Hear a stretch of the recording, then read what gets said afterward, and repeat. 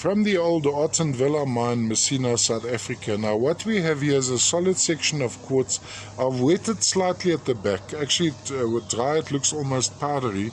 There seems to be a bit of color here, but I think in this case associations would be epidote, piemontite, maybe some hematite, and then of course chrysocolla, which wasn't all that abundant. And I actually wonder about adroite, etc.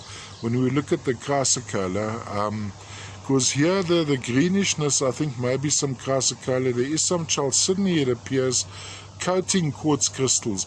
At a certain angle, I actually got this section out. You need to have a good look at that particular section.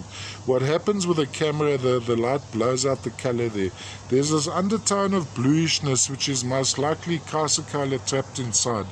Of course, with the Messina quartzes, we're always looking for the elusive adroite and the papagauite.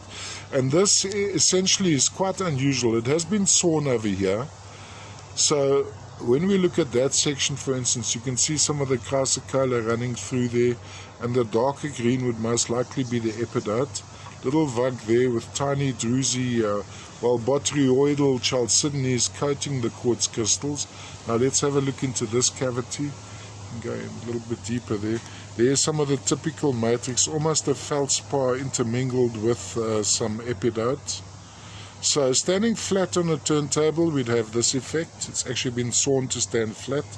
And then looking from the top down, we'd have this effect. The aspect I'd enjoy most is, actually this particular angle. I find this rather appealing. So I'd have it standing at an angle like this, where we can actually look into that cavity. Just zoom in a little bit there.